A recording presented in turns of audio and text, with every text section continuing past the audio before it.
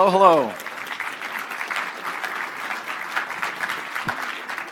So I'm Adam Morgan, and the topic of making the jump to creative director. I assume that the audience here today, and by the way, thank you. I think we've almost filled up both sessions on this, of who wants to be a creative director. So my guess is there's probably a good portion of you who are senior creatives, you've been doing this for a while, and you're like, I'm ready to make the jump. I'm ready to take this step, and what do I need to do? How many of those are out there in the audience in that category? Okay, fair amount. Or there may even be others who are already creative directors out there, right? There's a few of you already out there, so you're probably just thinking, all right, we'll see what this list is like, see if I'm doing all this stuff, or if I need to change some plans here. Let me talk a little bit about, my expectations of when I wanted to become a creative director. So starting out early on, I just had these thoughts of like, I've got my CD, they're always choosing the art, or the campaign or the concept, and I've been doing this for a long time, and I feel like I'm pretty talented, so it's about time that I, find a spot or find an opportunity to become a creative director myself. And so I think there's a lot of people in that boat, and you're maybe wondering, like, where's my promotion, right? It's like, I've been doing this, I'm talented. Why is, creative management not coming up to me and saying, all right, we've now dubbed you the next creative director, run and do it. And I'm going to talk through why and how that journey it doesn't come the way we think it will, and give you a good roadmap to find a way through that. But first I'm going to start with a story of my journey. So it was a dark day in December. There was, and before I worked at Adobe for the last 4 years, I worked at a lot of international ad agencies. And at one in particular, there were four of us, four creatives, 2 art directors, 2 writers, and we were kind of the go-to teams, right, at this agency, McCann Erickson. And it felt like to me all the time, all the big campaigns or all the the big cool projects, it was usually a competition between these 2 teams. And sometimes I'd be with one art director, and sometimes I'd be with the other one. And we were always battling it out. But usually, like whoever won the big campaign, it was one of us 4, right? And so I thought, we were doing pretty good. We were kind of the go-to creatives. And then we had this big, huge staff meeting, and our executive creative director announced at that time there were going to be some promotions, and I found out that day that the other 3 people were promoted and not me. And I was the only one that didn't make it. And I thought, wow, we were all just as talented. Sometimes my ideas were the ones that won, sometimes someone else. But it was heartbreaking. I had no idea why. And I'd been doing a great job, so I thought, but it really caught me unexpectedly. And so I was really pretty sad about that. So I want to talk to you guys all today so that you don't have to have your dark days in December. Or maybe you've already had a dark day in December. I don't know. I don't know everyone's situation. But that's my hope, is I want to at least share the path, because since that day, I've learned a lot more of why I didn't get promoted, and I know exactly why now. But back then, I couldn't see it. I was just too focused on my career. So why me? Why am I going to tell you about all this stuff? Like I said, I started in the mid-90s, been doing this for 23 years, been a creative director for the last 12 years, and so I've gone through this process on the other side of things, of helping people get through it, helping people get promoted on different teams, and had a lot of great conversations. So really this presentation, and this is my first time going through this, is just having a conversation with you. I'm just going to share a lot of stories, and I just want to have a great conversation. Because the truth is, I've had a great career, and at this point it's all about how can I help others who are going through those pitfalls so that they don't have that to find their way the same way I did years ago. In ways that I'm doing that, I've got like a marketing book that's coming out in January. I'll talk more about that later. But I'm also working on a second book, which is called Building the Creative Machine, and it's all about giving the tips and tricks to everyone else who's trying to do this, to building an awesome creative team and helping them succeed. So if we're going back to this conversation, so I've had this conversation, that dark day in December, from the other point of view many, many times with a lot of people. And so what I want to do with you is I want to explain to you the why. Imagine we're having a huge one-on-one interview here. Ignore that there are hundreds of other people next to you and hearing the same thing.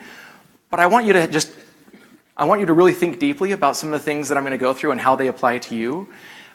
And here's what I'm going to do. I'm going to explain first, for the first part of this presentation, I'm going to go through the why. Why do we need to really think deeply about becoming a creative director before we just do it? And then finally, I'm going to give you the 9 steps, the 9 skills that you need as a creative director. And that's probably going to be the bulk of the conversation, is going through those nine skills. I'm also going to talk to you about some of the conversations I've had with others and what they've said. And then I'm going to give you some tests at the end where you can test for yourself to say, am I ready? Am I ready to be a CD? Do I have what it takes? All right, first let's start with what does the internet teach us about becoming a creative director? And I would encourage you can go out and do all these same searches. I've done many of them. And there are tons of articles out there about, here's the 14 steps to becoming a creative director, the 5 steps to being a creative director. But unfortunately, there really isn't a good user's manual on this topic. It's not like you go to school and they say, hey, someday after you get really, really good, hold on to that puppy because that's going to teach you how to be a CD, right? And it's funny, actually, when you look at the content that's out there, here's the type of content that you're looking at. It says something like, start on your career and understand the value of ideas, and then learn the good programs like Photoshop and InDesign and Illustrator. And then the next step is get a lot better at those programs and a lot better at creative ideas and just keep doing better and better. And then eventually you'll be so good at it that they'll come over and say, oh, you're our next creative director because you're super talented. And I'm going to tell you right now, that is false. That is not how you become a creative director. That's how you become an awesome senior creative. And many of you probably are awesome senior creatives, but it's just, there's such a chasm between a senior creative and a creative director, and it's a completely different experience. So I'm going to talk to you about that. I also want to point out that I'm giving you my perspective from being a creative director at big ad agencies, small ad agencies, in-house at Adobe, just my perspective. So obviously there's going to be some of you out there that have taken a different path. Maybe you went straight from school, started your own thing, and you're just like an all-in-one, you wear a million hats, you kind of have your own design company, whatever that may be. That's a different story. I'm just going to give you kind of the path and the day in the life of what it's like to be at a big agency or a big company and what that kind of creative director is all about. So we hear what the internet teaches us, and now let's go to what a lot of us think a creative director is all about. At least this is what I thought it was all about when I started. And if any of you haven't seen this, this is just a frame from an awesome video that we did, that our EMEA team did, and it's called The Hovering Art Director. But it's all about this guy in the colorful shirt, backseat driving over the poor art director and saying, no, do this, change this, do that little thing over there. There we go, it's perfect, mate, it's awesome. So that right there is kind of the expectation that I had starting out of like, what's the job of a creative director? I thought, okay, well, they're the ones that get to choose which campaigns we go with, right? They're like, oh, I love this idea and hate that one, we're gonna go with that. And they're the ones that just get to manage other creatives. That's kind of what I thought the job was. And so certainly when I didn't understand the why, when they would not choose ideas that I thought were awesome, and I'd be like, what? Why are they choosing the lame ideas and presenting those, right? I didn't understand a lot, but these were the expectations that I had of a creative director. But I wanted you to take a different perspective for just a little while, because I don't want it to just be our personal expectations. Maybe there's a lot of emotions you have around this topic, or a lot of thoughts, or it's something you've been wanting for a long time and it's not happening. But I just want you to get rid of all of those for a moment. And as I go through a lot of these steps, I want you to keep the perspective of leadership, of senior leadership. Imagine whatever it is, the CEO of your company or the executive creative director at your agency, whatever it may be, I want you to put on their perspective, because this is hard.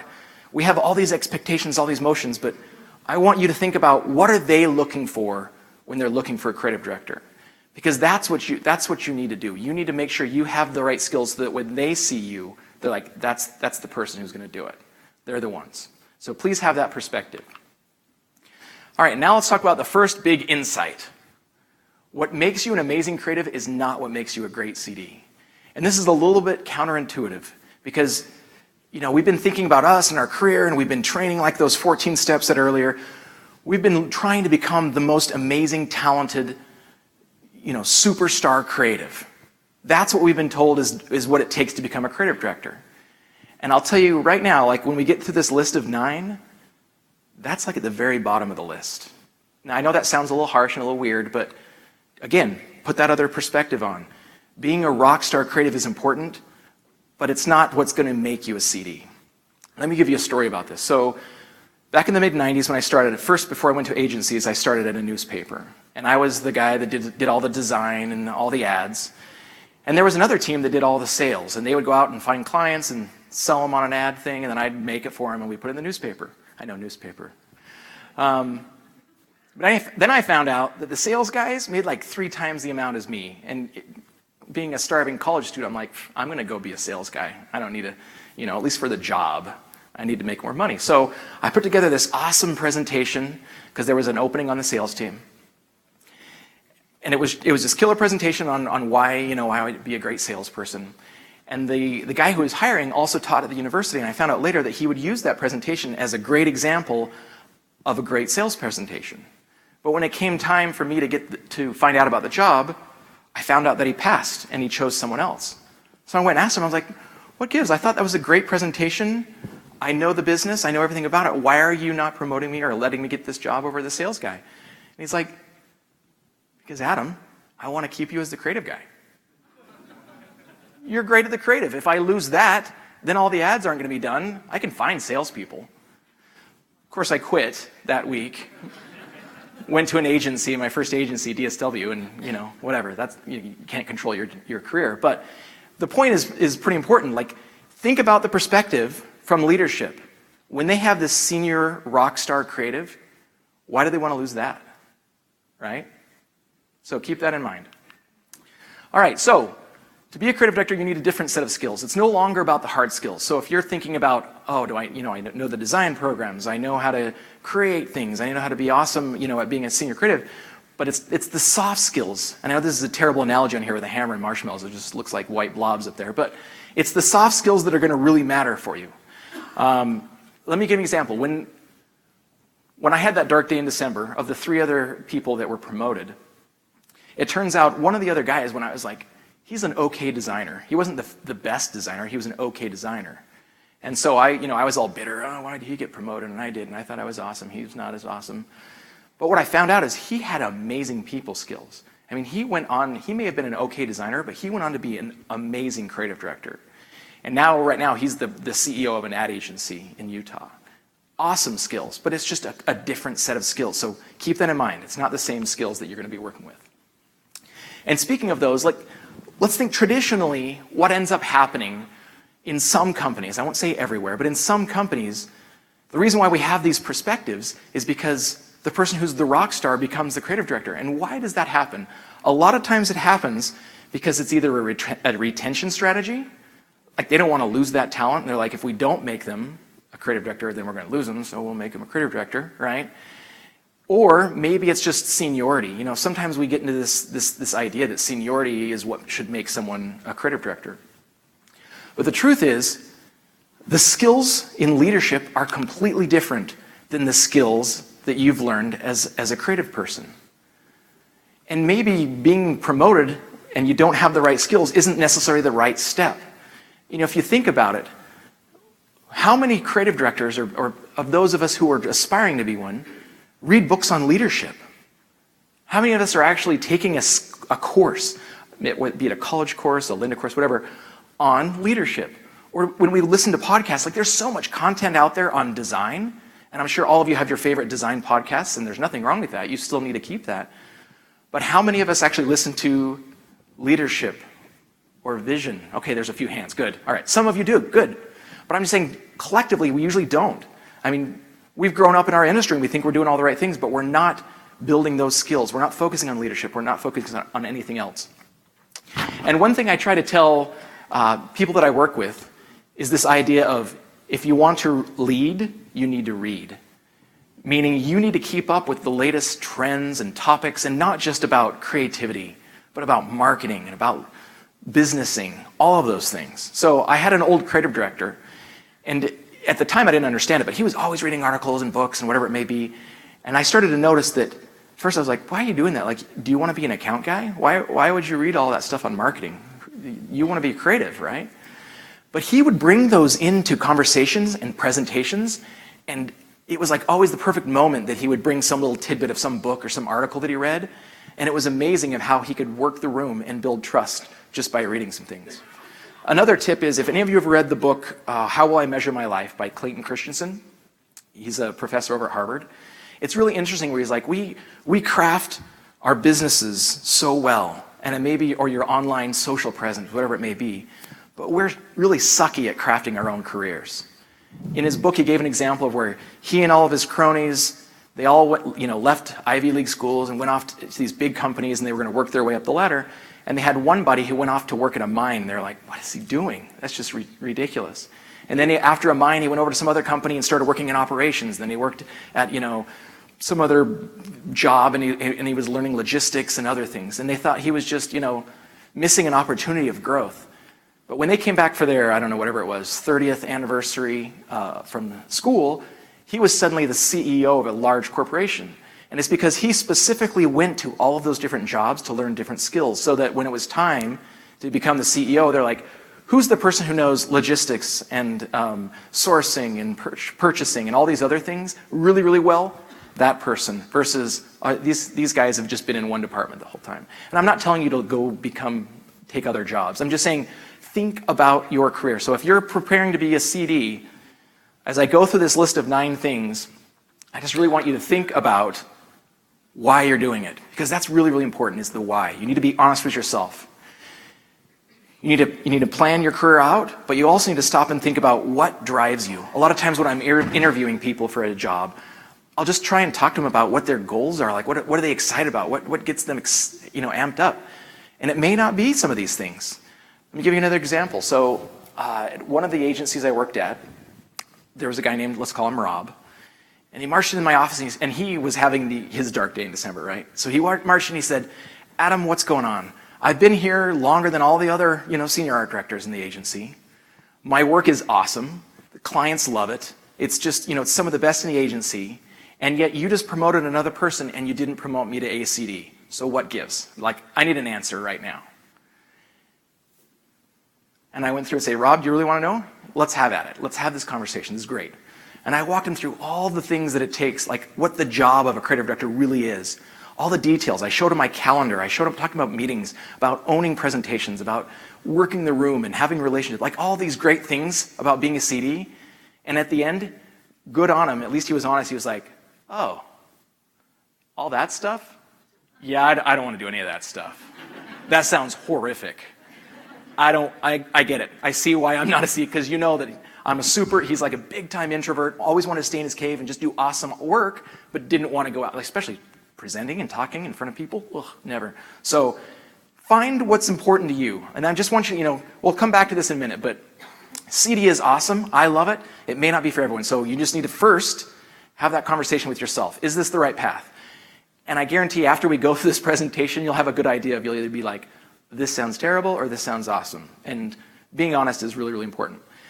Another thing that's really funny, so I was at a developer conference about a month ago, and there was a session on how to be a manager, and I thought, I'll go listen to that, because I know this talk is coming up, and I'll see what their perspective is on it. And it was funny, as I got into there, the lady who was presenting said, I only became a manager because when someone came to our group of 17 developers and said, who wants to be a manager, everyone turned away and didn't want anything to do with being a manager. And she was young, she's like, I guess me? I'll try. And they were like, good luck. You just, you just lost your life. And I thought that was so interesting, because when it comes to creative people, we're the opposite. I know most people are like, who wants to be a CD? All our hands go up. Me, I know what to do. I know what I'm going to, I want to make the decisions. I want to be in charge. I got this. So it's a completely different world. So just be honest. I know we all want to be there, but be honest. And going back to Rob, the reason why it was really interesting is, with career paths, the way they're working out today, it's not like it was when I started in the mid-90s. I mean, back then, you'd start out as a PA, you'd get a foot in the door, you'd work up to a designer, and you're basically doing all the work of the art director. And the art director, you finally could, design and craft some ideas. And then eventually, if you worked really, really hard, you'd move up to ACD and CD and group CD. But that's not really how it works anymore today. There's a new model that's out there. And it's this idea that you really have to find what you're good at. Oh, sorry about that. What you're good at and your strengths, and then just really play to those. Because there may be people who really are technical and love maybe being a senior production person, or maybe they're awesome at ideas, but they don't want to manage people, whatever it may be. I know at Adobe, we just this last year changed all our job codes. And the job codes is just a really geeky thing, and like behind the scenes of whatever your job, it doesn't matter what your title is, like your job code tells them what level you are, right? And it used to be, you'd be an individual 1, 2, 3, 4, 5, and then you could be management 1, 2, 3, 4, 5. And that was like the path. So a lot of people wanted to jump up into management just because more money, more opportunity, title, right? Like it was all of those things that you feel like you're progressing with. But they completely changed it now, and now it goes, like individual 1, 2, 3, 4, 5, 6, 7, 8, whatever, and then the management track starts about halfway through that and then goes up. Meaning, and this was also true at the agency that I worked at before Adobe, you can still make a lot of good money and be very valuable for the company, and you don't have to be the creative director, all right? So there are opportunities, and when I explain that to someone like the Rob at the agency, he was like, great, that's the path. That's the path I want to take. So just keep that in mind. I'm not trying to dissuade anyone from being a CD. I'm just telling you, be honest with yourself and figure out what's right for you, and then we'll go from there. All right, the preamble is over. Let's get into what the 9 steps are. And again, at this point, I want you to take 2 perspectives. Think about what would upper management be looking at for this job, and then also where am I on all these steps? How am I doing? And I'll come back to the end and then you can do a little review. Another thing I forgot to say. At the end, I'll show you how you can get a copy of this whole deck, so you don't have to be like going crazy with notes or taking pictures. So I'll give you a way out. All right, number 1, relationships. So I'm going to go through the things that matter in order. And I put up there, no more being a lone wolf. And this one is really hard, because if you think about it, your whole career, what have you done? You go off, whether you're a writer, a designer, an art director, a videographer, you go off and you sit in your cave and you get in the zone and you're just creating and you summon the muse, and that's how you do really, really good work. That's what we've trained ourselves to do as creative people. But when you become a creative director, you cannot do that anymore. You cannot go off and be the lone wolf. You can't just do your own thing and expect that everything's going to work out. Because a huge part of being a creative director is the relationships that you build. And why is that? It's not just because, I'm not talking about you have to be an extrovert. Maybe you're an introvert, that's fine. My boss is an introvert, and he does great at being an ECD. What I'm talking about is that there are all the different stakeholders that you have, right? They need to see you as someone they can trust, as someone who gets it, and not just gets it as in the creative gets it, right? Like doing good creative. But they need to understand that you're there and that you're going to solve all the problems and that you're the go-to creative person and that you have a plan, right? That trust is super, super important. And so it's all about becoming a strategic partner. If you're not a strategic partner, guess what you are? You're a set of hands. Who wants to be a set of hands?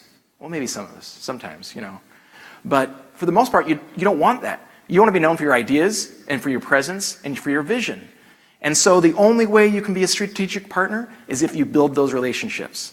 And every company is going to be different, so I'm not going to tell you what those relationships are, but you need to find them and you need to build them, because that is critical.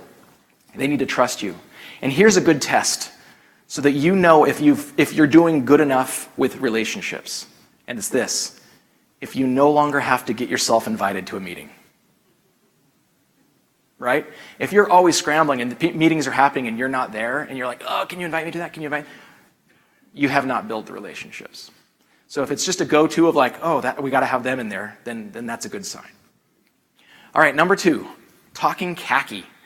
So at Adobe, for our Creative Cloud for Enterprise group, we had this whole series called Talking Khaki. And it's because the idea is that, you've grown up in your career talking the language of design, talking the language of writing.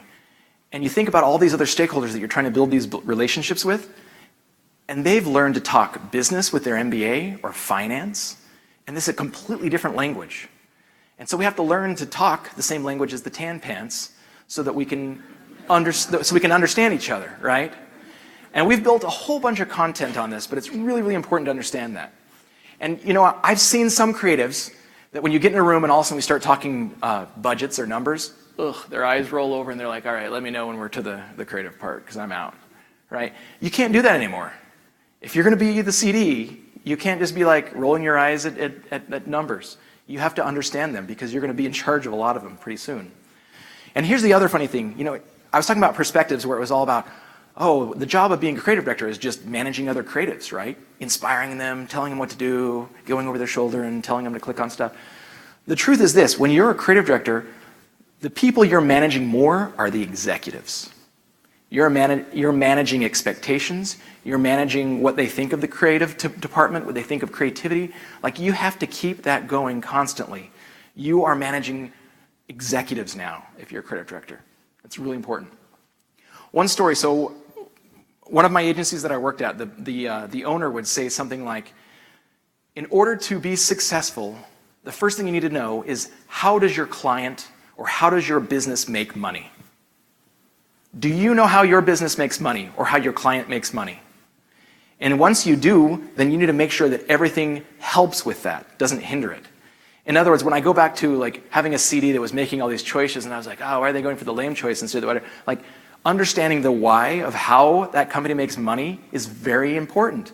If you're one of the executives representing creativity, you have to figure out how creativity is going to move that needle, how it's going to make money. Because I believe that ideas and creativity do improve the bottom line. That's what my whole book is all about, and how you can prove that. So it's really important that you understand that point. You have to embrace strategy.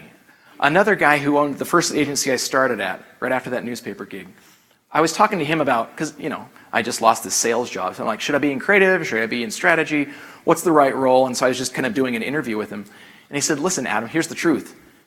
Strategy is creative. Like, they're really different expressions of the same thing. Like, you can get a high off of making a new connection with creative ideas or making a new strategic direction and get excited about it. So I would say this, if you are going down the creative director path, you have to be able to love strategy too. It can't just be creativity. You have to really understand why. Why is the strategy working? Why does my company make money? And then blend that into your exciting world and be okay with that. There's a really good book. Douglas Davis just wrote a book called The Creative Strategy and the Business of Design, and it's all about this whole talking khaki stuff. He goes through a lot of details of what you need to learn as a creative person in order to speak the same language as business people, so you can business. All right, step 3, vision and leadership. So once you've built the relationships, once you've figured out how to talk the right language, and they have trust with you, the next thing you need to do is show competence that you have a plan. That you're not just this prima donna that's going to get up in a flash, and be done. You have to show that you understand where the company should go. So there are a lot of articles. This comes back to the idea of the design-led movement, right? We've all been fighting as creatives to get a seat at the table, so that designers and creativity has a seat at the table right up there with the numbers and the finance talk, right? But there are a lot of articles today saying that we as creatives are failing because we're not doing great with that seat at the table. We've got the seat at the table, and then we're just like, okay, I don't know what to do here, right? So number 3, you need to have a vision and a plan. You can't just wing it. You need to understand best practices. You need to understand, where should our company go? If I know how it makes money, how is creativity going to get me there? And what are the things that I need to do to get there? So at one company, I was a group creative director at the agency, and I was just really, really focused on, all right, what are we doing? How are we going to come together with the whole creative department? We really didn't have like a single leader that was driving the whole thing. So I put together this huge plan of like a 1-year and a 5-year plan with training and what we could do for our different clients, what kind of business we're going to do, how the creative department was going to run, all these things. And I just sent it up to one of the owners saying, here's some ideas of some things that we can do. And they were like, great, you have a plan? You're ECD, make it happen, be done, right? And so that's really an important part of this. Like, if you understand where things are going, if they have trust in you, can you drive the department in the right way? Do you know where to go? So some things you need to think about before you get the opportunity to lead. Make sure you know where to go. And the important thing about that is that'll give you invisibility, that'll help you understand growth and new business, and suddenly the leadership will say, oh, that person really knows what's going on. We're going to trust in them even more. They have a plan. All right, number 4, presenting and selling. You have to be a master of meetings. So my kids sometimes ask what I'm really good at. You know how it's always like, oh, I'm a consultant and no one knows what you really are doing. My answer to them is, I'm really good at meetings. That's really the truth. At this point in my career, like that is a skill. You have to be really, really good at meetings. Meaning that you can't just be a wallflower. You can't be the lone wolf that comes in and soaks it all up and then goes back and thinks about it and grumbles about it, right? Here's an important thing to think about. Creative people, when we're getting stuff done, it's usually because we're in the cave. That's where we get stuff done. We don't get anything done in meetings, so we hate meetings. But what about leadership? What about strategy people? Meetings is where they get stuff done. That's where everything happens for them.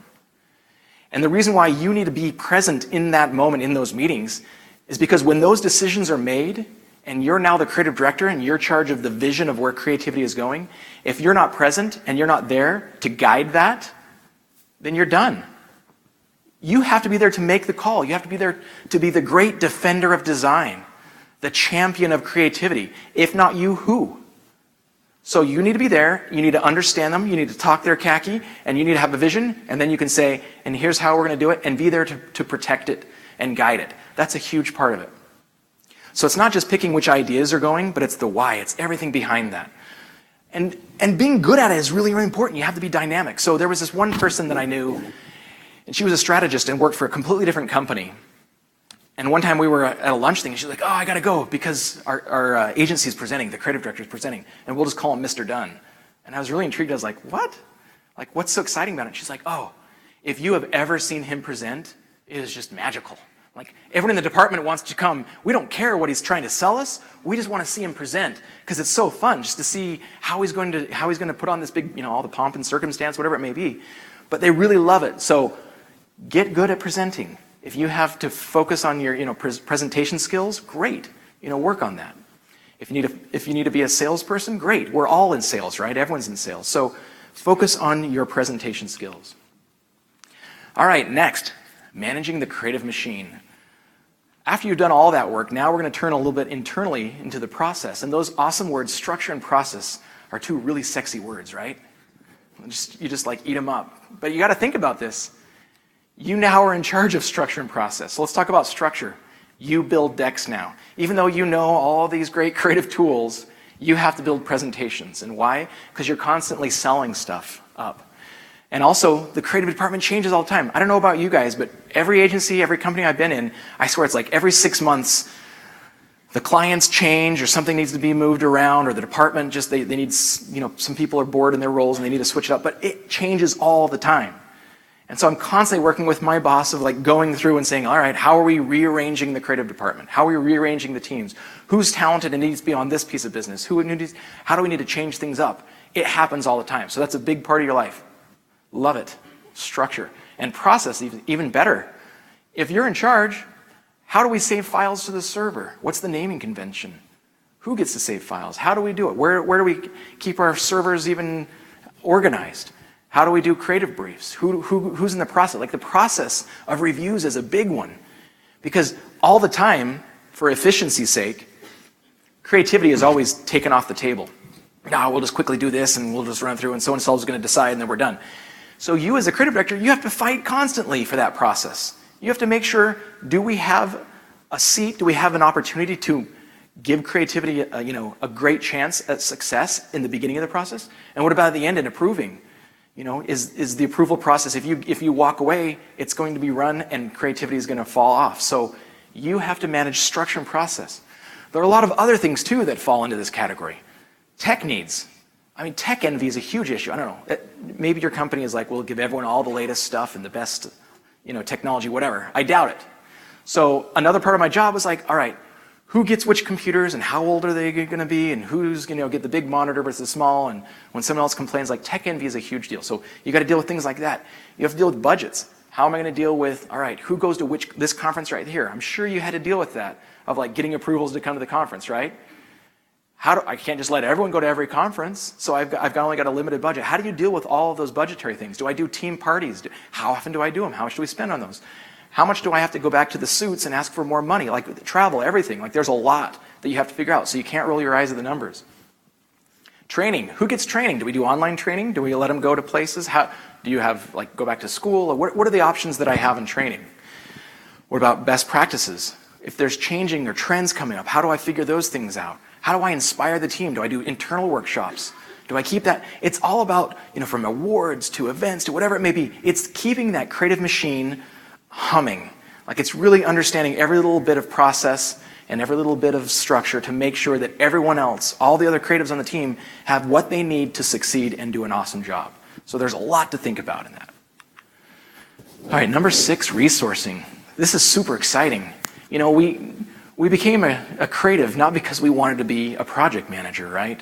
Or not because we wanted to be a runner taking all the different things around. But here's the truth. You are a project manager when you're a creative director. All the time. And some of you may have help with other project managers. I know I do, but that doesn't mean I'm not doing it. When new projects come in, I have to decide who does this project fit? Who's low? Like, especially this whole workload balance. Do I know which person has a ton of work or which person has a little bit of work? Like, how do I know what's going on in everyone's, what's on everyone's plate? How do I pick all the projects? How do I manage it? Like, there's so much that goes into project management that you're going to still be doing a good chunk of that as a creative director. I know I do all the time. I'm always thinking through who on the team. In fact, at my last job, at the last agency, it was so chaotic because, there was like a team of 55 creatives, and I had no idea who was busy, who wasn't. And they were all in little groups, which is great, but then how did I know if that group was balanced with this? And it was really confusing. So I'm going to show you my nerd out moment here of something I called the whelm scale. Because I didn't know if people were overwhelmed or underwhelmed, right? And there was no real method to it. And it was so hard to say, like, oh, if you have 5 projects, that's perfect, and then I'll make sure this person has 5 projects. And I know this is a bit of an eye chart. Remember, I told you how I'm going to get the deck afterwards, and then you can see it all. But it was more than that, because sometimes some projects are huge, and sometimes they're small, and sometimes someone has like 10 projects, but they're all out for review, and they're just sitting there, with their feet up on the desk. It was really hard.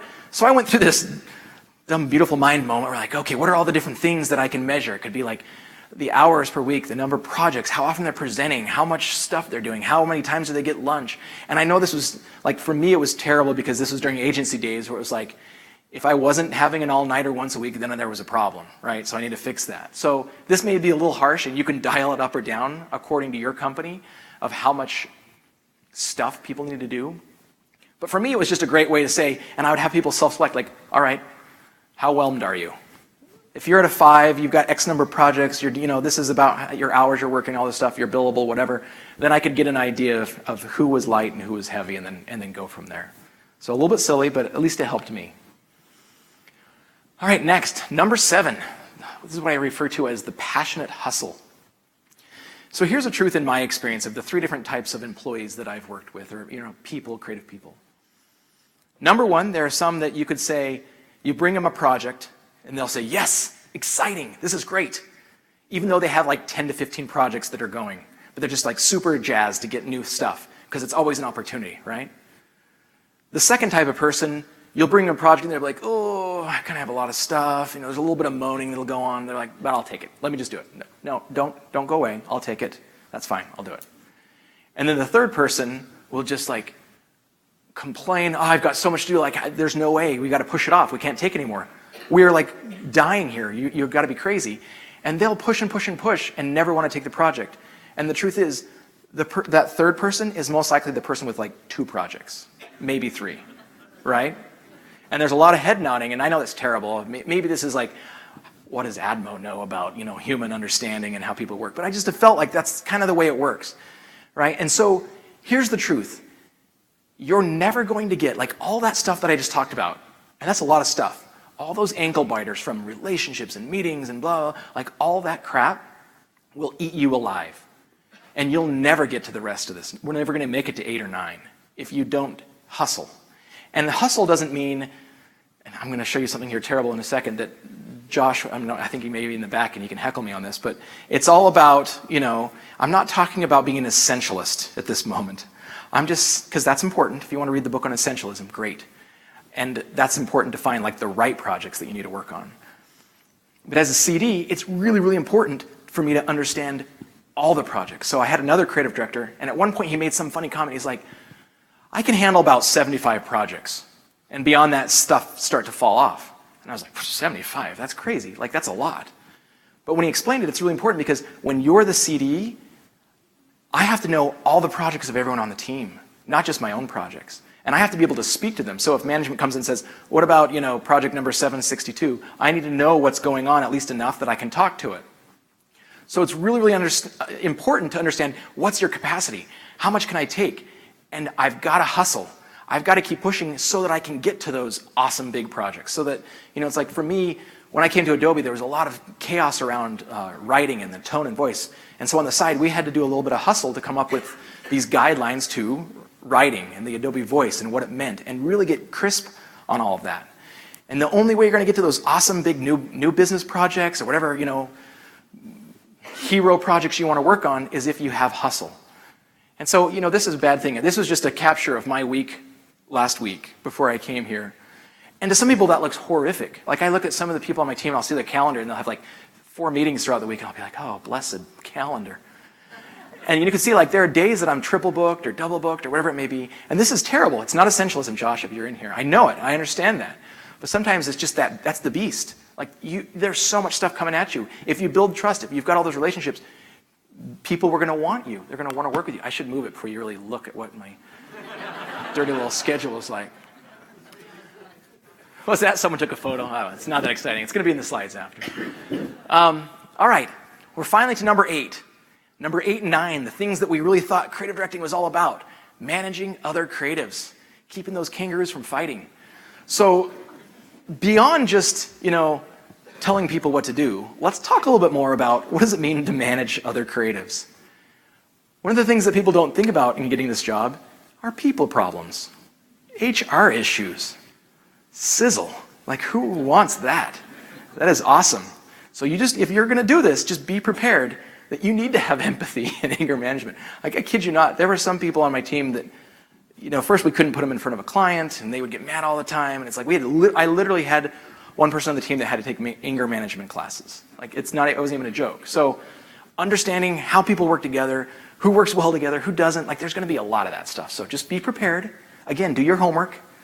Try and find your Zen place so that you can deal with that kind of stuff and be able to manage it. Next, what about career paths? Like I showed you some examples of the career paths that are going on, like the new ones. But do you know what the whole team, what their paths are? How can you help them? And it's not necessarily your job to guide and direct their careers, but you should be ready when they come to you with questions that you at least know where they can go or what they can do. So understanding their career paths. Be able to mentor. How do you mentor the whole department and make sure that everyone's like jazzed and excited? I mean, we have like a Friday workshop, creative workshop, and the whole purpose of that, and it's been going for 4.5 years at Adobe, is just that every Friday the creatives can come in and we can just talk about creativity, show examples, share cool work, just get them jazzed so they can go back out and do awesome stuff. So how are you going to deal with all that? Make sure you're mentoring and guiding. Next is talent and recruitment. So at the agency before Adobe, I joined the American Advertising Federation board, and I was on it for 11 years. And one of the main reasons I was on that board is because of recruiting. Because I would see all the cool rock stars from all the other agencies in town. I would meet a lot of great people. And there was a big part. If you don't have a plan for recruiting, you're going to sink. Like, how do you know where to get people? How do I know where to find them? Unless you have a company that like, everyone wants to work at, which is easy. You just post it and you have a cajillion people applying. But that's not true for every single company. And so having a plan for recruiting, where you're going to find new talent, how you're going to search for them.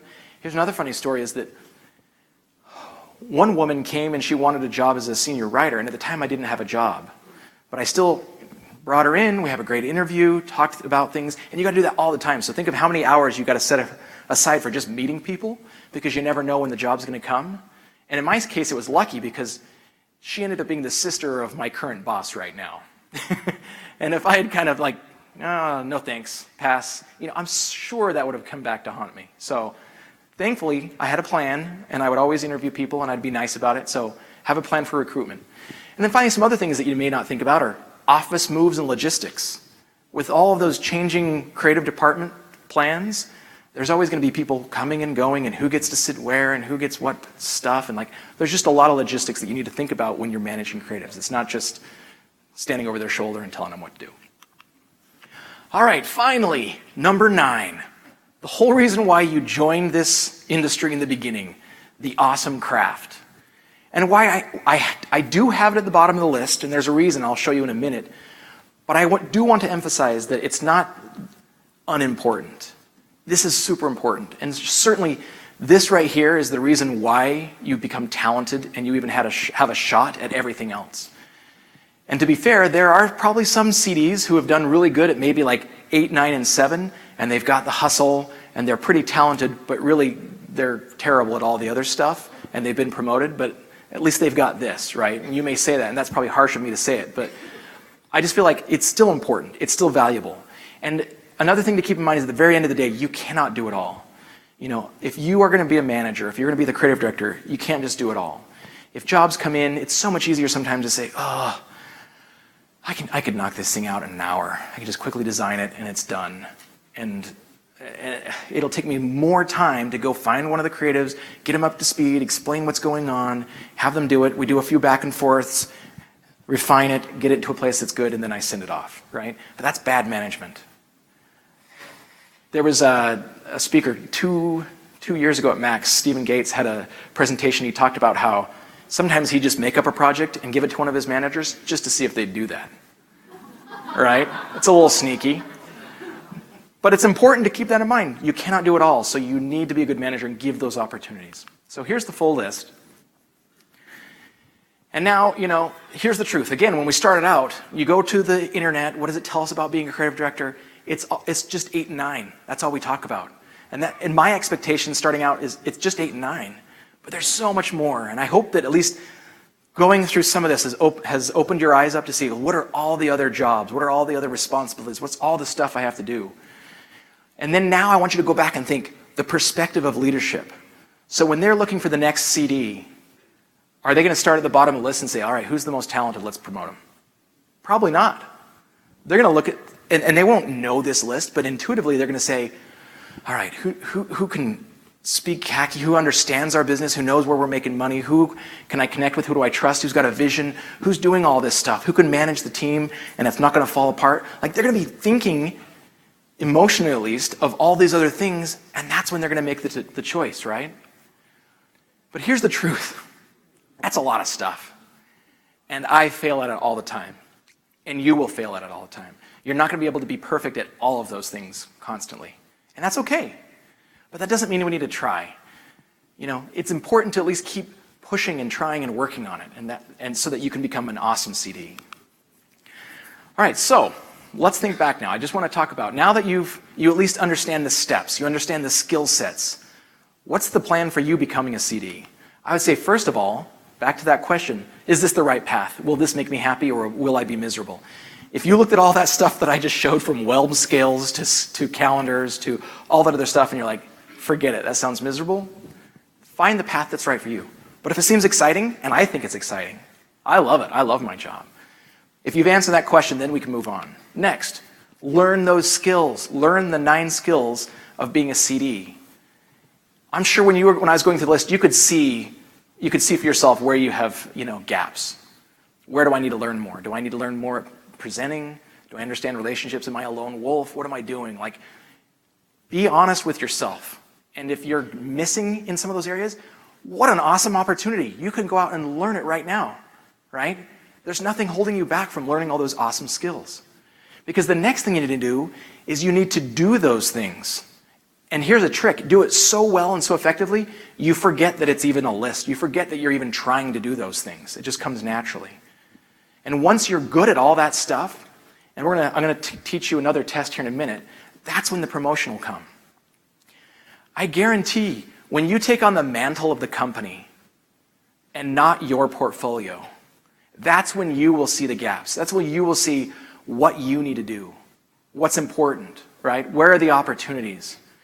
One of my earlier creative directors, the same guy who didn't promote me on that dark day in December, a year later when I finally made it, he said, Adam, I just want you to know, I could see that you're finally looking at, the company and what matters rather than your portfolio. Back then it was all about, oh, I'm awesome, I'm doing ideas, and it's all about building my portfolio, and some things I would just let go, and I would just focus on my stuff.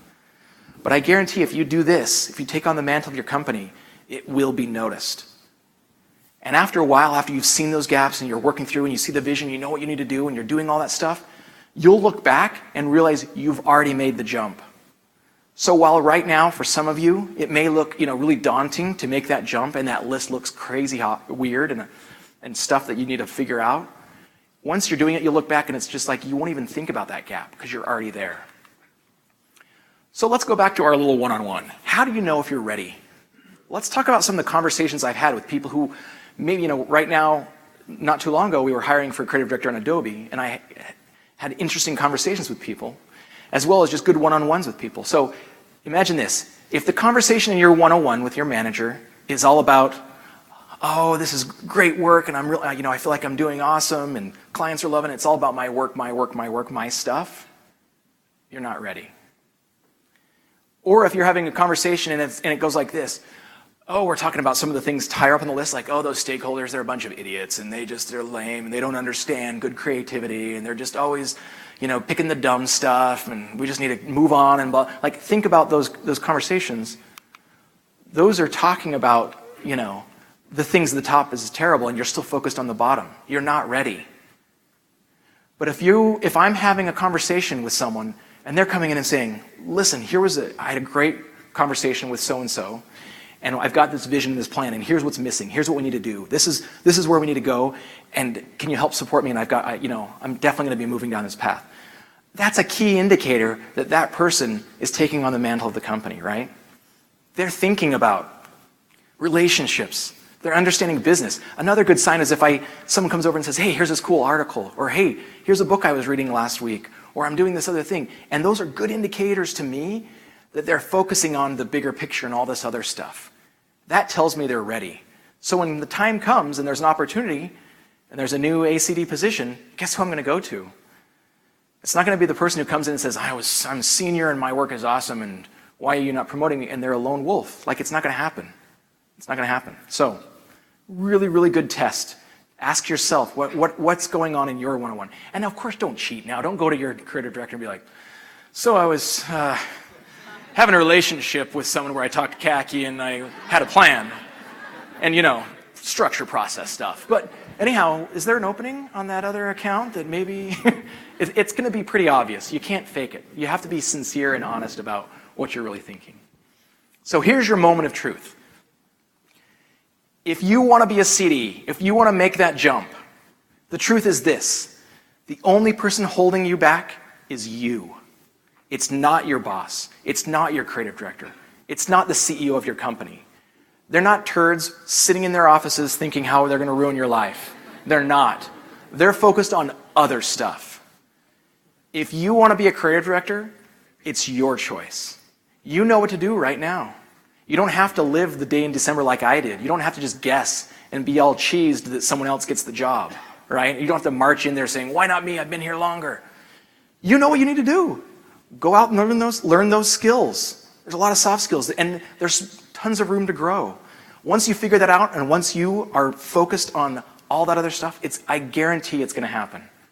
Your day will come, whether it's at your current company, or once you see the gaps and the problems and the issues, you realize you need to go find another company and find another position, but you will be prepared. You will interview, and in those interviews, they will know you know what you're talking about. You're the right person for the job. And this is really important because just as I talked about how creativity is at the bottom of the list, and you got to do all of this paperwork and all this other crap, and that doesn't sound that exciting. But I do want you to keep this in mind. Your creativity is what brought you to this opportunity in the first place. Think about leaders and other senior management, whatever it may be. They have trained themselves through MBA courses, through finance classes, to focus on logic. They're focusing on the numbers and the statistics, and they speak that language really well, and that's what they care about. You, as a creative person, have trained yourself to be super sensitive to emotions. That may be a general statement, but in my mind, that's what it is. If you think about what we're really good at, we're really good at understanding the customer and what their experience is all about, and creating experiences and designing awesome stuff and writing awesome stuff so that those customers have great experiences. So do not lose that. Number 9, it's still on the list. It's not gone, but it's still part of it. Everyone's going to be a working CD. You're still going to have to create. And don't lose that. Make sure that you hold on to that, because that's what makes you unique. That's what gives you a seat at the table. That's why you have a unique opportunity to be a champion of creativity. And don't forget it, because that's super awesome. And then one last ask that I have for you is, once you get there, don't forget to turn around and offer a lifeline to the next person behind you. That's really what I'm trying to do with this presentation. Let everyone else know how to do it. Let everyone else know how to get that job, how to become a creative director, how to move up, how to have a great career. That's really important. Thank you. Thank you. Okay, now I'm going to get to just a couple asks here. So this is for both introverts and extroverts. You all get an opportunity. If you want to reach out to me, there's my email address. This is the one time you bring up your cameras and take a picture. This is all you need. So if you want to get a hold of this presentation or a whole slew of other great articles and things, at least I think they're great. Maybe they're not. They're probably terrible. But you can email me, and I will send you a copy of the deck or anything else. Or you can go, I made a landing page, adamorgan.com, my website, /Max, small letters, not caps. And there you have the opportunity to download the deck and join my, my email list. That's the one ask I would love. If any of you thought this was valuable or helpful, please join my email list. I actually have my book that's coming out in 3 months. There's some early copies that I'll have in a couple weeks. And so whoever signs up for the newsletter, I'll just take during that time, and I'll give out a bunch of free books to the people who signed up. So go back, make sure you check, get the information. And the list is just basically I send out new articles, or I'll give you updates on the books and whatever it may be. And then the last thing, since the last class was all about presenting and not having a Q&A, and I was going to do it, but I'm not going to do it now.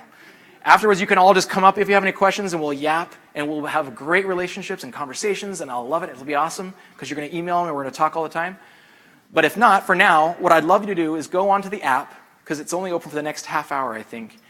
And if you found this was good information, there's no like evil genius at Adobe behind the scenes thinking, what are the types of classes we should do? This was just me thinking, oh, I'll do this class. I think it's a valuable thing. And so if you can get on there, and if you give a good review and say, this was good, helpful information, then we'll give more and more of this stuff next time. So it's a good way for you guys to give us feedback. So please go on and give some feedback. And that's it. Thank you very much.